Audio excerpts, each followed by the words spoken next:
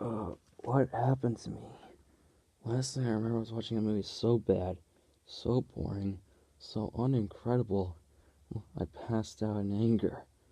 What movie could do that to a person? Let me find out.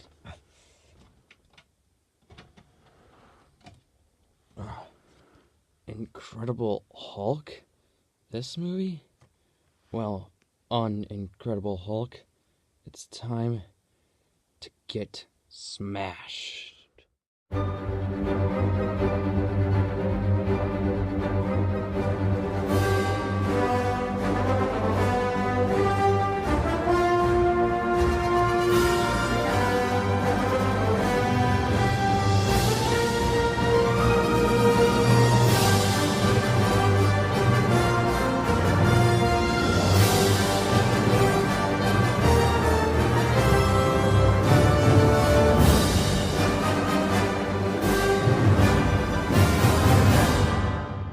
Well, after the amazing movie that was Iron Man, what else did we get? We got this movie. You see how it says the Incredible Hulk?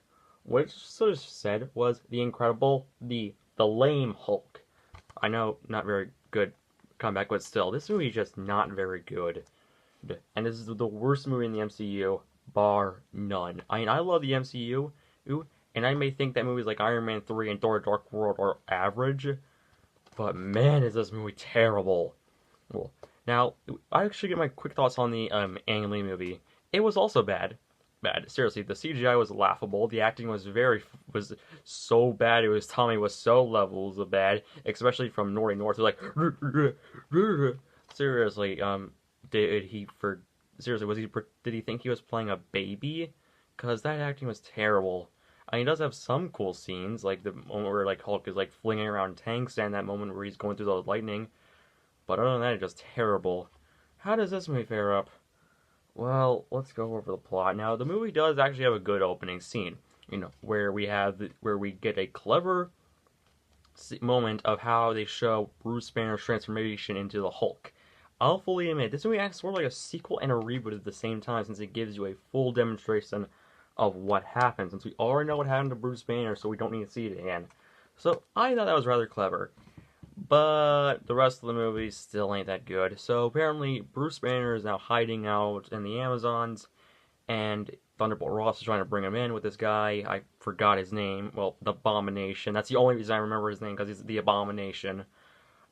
And he's trying to bring him in.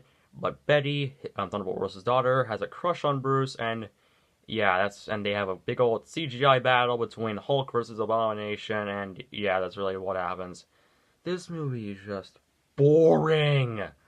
Literally, I almost, seriously, in 20 minutes in, I lost track of what was happening.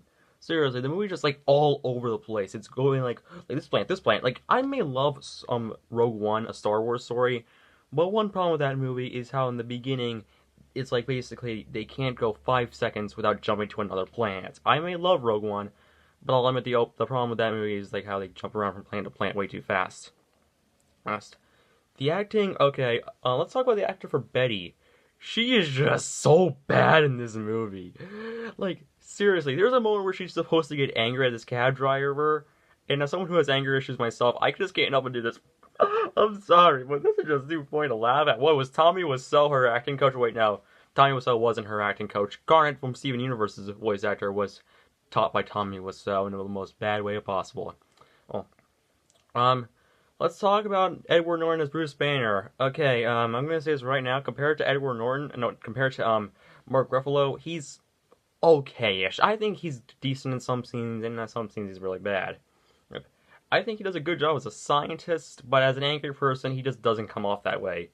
But I will admit, the scene where he's talking to Lou Ferrigno was pretty cool. Wait, who's Lou? No, I can't pronounce his name. It's so hard to say. Lou Ferrigno? He was actually the original Hulk. Well, in the Incredible Hulk TV show that came back in the 90s. Or 70s, I don't know. And I'll admit, that cameo was kind of nice. Also, let's talk about the Stanley cameo. I forgot to talk about this one in the Iron Man. But in Iron Man, he played, this guy, called Hef. And that was a cute cameo. But this one, okay, Stanley, I love you, man. I honestly do. But this is probably my least favorite cameo in the MCU, since it has Stanley getting hurt. We don't like seeing Stanley getting hurt. Seriously, Stanley is awesome. I don't like it when I see Stanley getting hurt. Hurt. A lot. No, I don't like it when I see my boy Stan Manley getting in pain. Especially after his passing. Rest in peace, Stanley. Then there's the action. Okay, I'll fully admit. Wait, I want to talk about something real quick. The build-up to the Hulk's design is actually very well done. They show his hand, they show like his, they show him in the shadows a little bit, sort of like a Ninja Turtle. It's sort of like how in Daredevil, they slowly reveal the Kingpin, how in one scene you see his hand, in another you hear his voice. It's very well done, and they do it here, but, okay, the CGI is okay in my opinion, but for Abomination, well, it's kind of terrible. And also, the CGI battle was kind of cool.